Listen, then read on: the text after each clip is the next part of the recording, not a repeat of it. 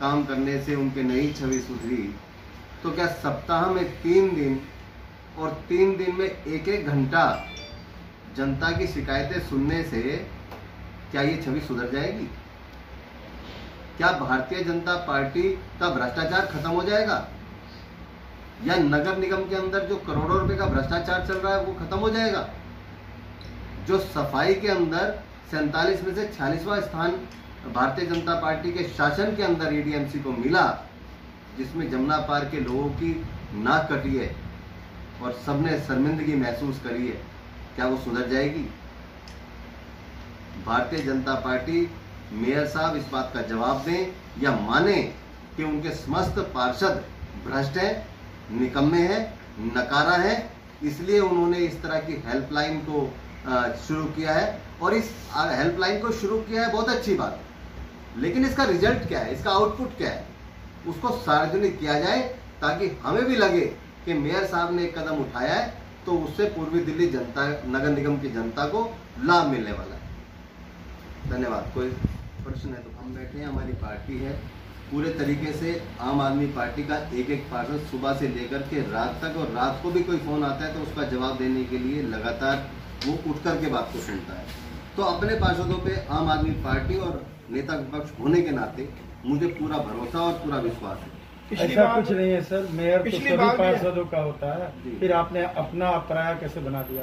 जी, mayor सभी पार्षदों का होता है, वो एक अलग चीज है, लेकिन भारतीय जनता पार्टी ने जिस नेतृत्व ने उनको मेयर बना करके भेजा है, कहीं ना कहीं पार्टी पॉलिसी तो है, तभी ये हेल्पलाइन शुरू की गई, तभी सर्वे में जब रिपोर्ट खराब आई है जिसके अंदर भारतीय जनता पार्टी की ज़्यादातर सीटें हारती हुई दिख रही हैं, उसी के चलते मुझे ऐसा लगता है कि मेयर साहब को इस कुर्सी पर बिठाया गया, क्योंकि जिस तरह का माना जाता है या बताया जाता है या सुना जाता है कि भाई श्याम सुंदर अग्रवाल जी काफ़ी निष्पक्ष होकर काम करते हैं, तो वो आगे पता चले। जो भी जनता, पूर्वी दिल्ली नगर निगम की जनता परेशान है, जो भी काम वो चाहती है और वो नहीं हो रहा, जो जनता के हित का काम है, चाहे वो हमारे पार्षद का क्षेत्र हो, चाहे पूर्वी दिल्ली नगर निगम का क्षेत्र हो, जहाँ हमारा सामर्थ्य होगा हम वहाँ उसके लिए अड़ेंगे, लड़ेंगे और काम कराएंगे। मनोज जी, आपने अभी आपकी बात का जवाब देता हूँ महोदय।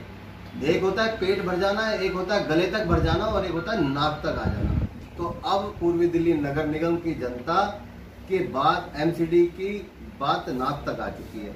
उसके भ्रष्टाचार को लेकर के, उसके नगण्य व्यवहार को लेकर के, उसके निकम्मेपन को लेकर के आज की डेट में जमुना पार का एक नागरिक इस बात को साफ तौर से कहता है। और तो और छोड़िए, भारतीय जनता पार्टी का कार्यकर्ता, भारतीय जनता पार्टी के कुछ पार्षद खुद से मान रहे हैं कि इस बार नगर निगम के अंदर भारतीय जनता पार्टी बिल्कुल नहीं आएगी, जीरो रहेगी।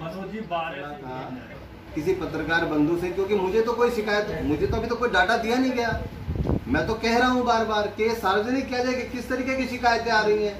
मैं तो चाहता हूँ कि किस तरीके की शिकायतें आ रही है, किस तरीके की शिकायतों का निवारण हो रहा है, वो बताया जाए। इसी तरह वो भवन निर्माण हो, सफाई का मुद्दा हो, या कर्मचारियों की जो नगण्य व्यवहार है, या उनकी जिस तरीके से अनैतिकता है, कुछ भी है, उनको सार्वजनिक किया जाए। हमें भी तो पता चले कि आखिर इस हेल्पलाइन का कितना लाभ मिल रहा है। इसी तरह की कोई शिकायत आपके किसी निगम पार्षद के वार्ड से आती है?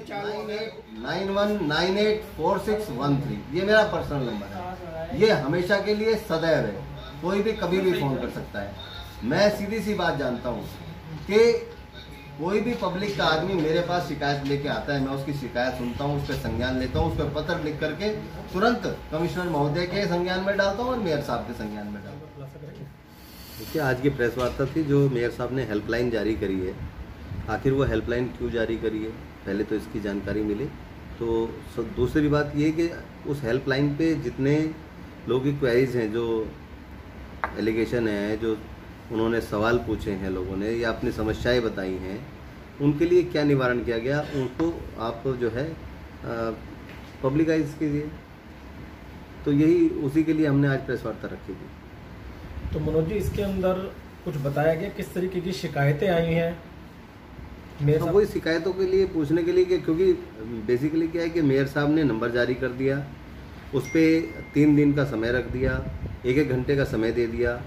लेकिन सबसे पहली बात तो ये कि भाई 1 घंटे के अंदर क्या वो पूरी पूर्वी दिल्ली नगर निगम की जनता की समस्याओं को सुन लेंगे? दूसरी बात ये कि समस्याएं किस तरह की आ रही हैं उसको सार्वजनिक करें, और तीसरा उन सार्वजनिक समस्याओं के ऊपर जो समस्याएं आई हैं उनको सार्वजनिक करने के साथ साथ उस पर किस तरीके से निवारण किया गया, किन अधिकारियों ने संज्ञान लिया और कितने दिन में उसमें एक्शन हो जाएगा, उसकी एक्शन टेकन रिपोर्ट क्या अभी तक आई या नहीं आई, और आएगी तो कितने दिन का समय रखा गया उसके लिए, ये बताएं।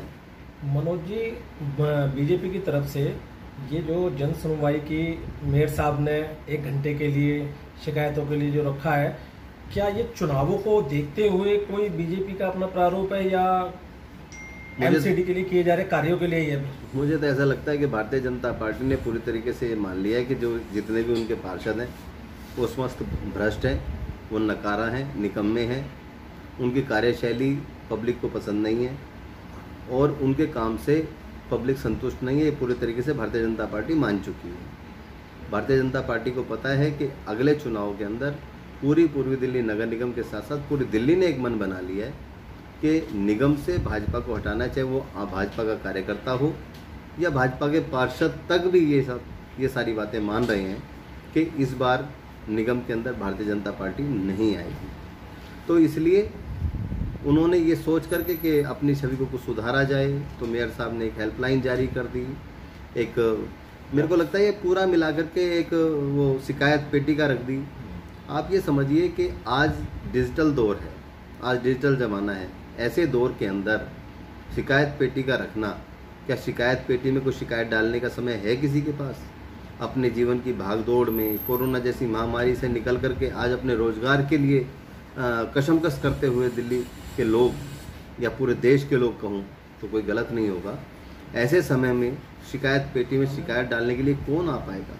ऐसे में डिजिटल होना चाहिए, सब कुछ ऑनलाइन होना चाहिए, सारी चीज़ें। कोई व्हाट्सएप नंबर जारी किया जाए, फिर उस व्हाट्सएप को आप सार्वजनिक कीजिए, आपकी कार्यशैली का पता चलेगा, आपने कितने मुद्दों को उसमें शॉर्ट आउट किया। आपकी जिस दिन हेल्पलाइन जारी करते हैं उस दिन अधिकारी आपकी मीटिंग में नहीं पहुंचते, तो मैं समझता हूं कि अधिकारी कितना सीरियसली इस हेल्पलाइन को ले रहे हैं वो उसी बात से पता चल जाता है जब अधिकारी आपकी मीटिंग में नहीं पहुंचते। देखिए, ये बिल्कुल ठीक कह रहे हैं आप, लेकिन उसके साथ साथ अगर नियम ऐसा बनता है कि 56J के तहत उनको रिटायर कर सकते हैं तो करना भी चाहिए। साथ ही साथ उनकी, क्योंकि 56J की एक पॉलिसी है, उसके तहत उसको रिटायर कर सकते हैं। दूसरी चीज़ क्या है कि अगर कोई भ्रष्ट है, अगर कोई इतना मतलब ना मानने वाला है, निगम की छवि को ख़राब करने वाला अधिकारी है, तो उसके ऊपर मेयर साहब खुद से संज्ञान ले सकते हैं। उन्हें उनकी जो कैटेगरी है, जिस तरीके से उनका काम है, उनको उस तरीके के काम पे लगाया जाए। क्यों उनको इस तरीके के वार्डों में छोड़ा गया है जहाँ से ये मोटा मोटा रकम बटोरने का काम कर रहे हैं? आज ये इन लोगों की बात करें तो ये मेयर साहब, हम और आपसे ज़्यादा पैसा इन लोगों के पास बहुत ज़्यादा मात्रा में है, और ये पूरी नगर निगम जानता है। जिन लोगों के आप नाम ले रहे हैं, महेश और इनका सोमनाथ का, ये पूरा नगर निगम जानता है कि ये लोग बहुत ही धनाढ़ हो चुके हैं इस भ्रष्ट कमाई के माध्यम से। अगर इनकी इंक्वायरी करी जाए, इनकी पूछताछ निकाली जाए, इनका पता कराया जाए, तो इनसे ये पूछा जाए कि इनके बच्चे कहाँ पढ़ रहे हैं, इनके परिवार का खर्चा कितने लेवल का है, इनके पास कितनी खेती की ज़मीन है, इनके पास कितने मकान हैं। अगर ये सब ब्यौरा लगाने बैठेंगे तो आप ये समझिए ये पूरी किताब की किताब खुल करके आ जाएगी। हमारे तो लिखने के बाद हमारे बहुत सारी चीज़ें हम निगम से मांगते हैं, हम निगम को भेजते हैं, कमिश्नर महोदय को भी भेजते हैं, विजिलेंस में भी भेजते हैं, लेकिन उस पर संज्ञान नहीं लिया जाता। ओपोजिशन की बातों को ये नकार दिया जाता है। लेकिन जब खुद मेयर साहब कंप्लेंट करते हैं तो आज उस पर संज्ञान क्यों नहीं ले रहे हैं, आज उस पर एक्शन क्यों नहीं ले रहे हैं? ये बहुत बड़ा सवाल खड़ा करता है अपने आप में। तो मनोज जी, इसके अंदर आपकी तरफ से भी आगे हाउस के अंदर ये सवाल उठाया जाएगा कि जिन 2 बेलदारों के खिलाफ मेयर खुद कंप्लेंट करा चुके हैं थाने के अंदर, आज उनको ये EDMC हेडक्वार्टर के अंदर बिठा दिया गया है और उनके खिलाफ कोई कार्रवाई नहीं की। मैंने तो अक्सर नगर निगम के अंदर एक चीज़ देखी है कि जिससे जो इनको ऐसा लगता है कि दुधारू गायें हैं या फल देने वाला पेड़ है, उसको ये पनिशमेंट के तौर पे पहले ऐसी जगह लगाते हैं, फिर उससे बहुत मोटी रकम वसूली जाती है, फिर उसको दोबारा उसी जगह लगा दिया जाता है। अब देखते हैं कि हेडक्वार्टर कितने दिन सोमनाथ और महेश रहेंगे, ये बहुत बड़ा सवाल है और ये बड़ा हास्यास्पद जल्दी ही होगा और ये पोल खुलेगी तमाम ईमानदारी के ठप्पे लगे नेताओं की कि कितने दिन यहाँ पे महेश और सोमनाथ की पोस्टिंग रहेगी। उससे साफ साफ पता चल जाएगा कि कितनी ईमानदार भारतीय जनता पार्टी आज निगम के अंदर बैठी है।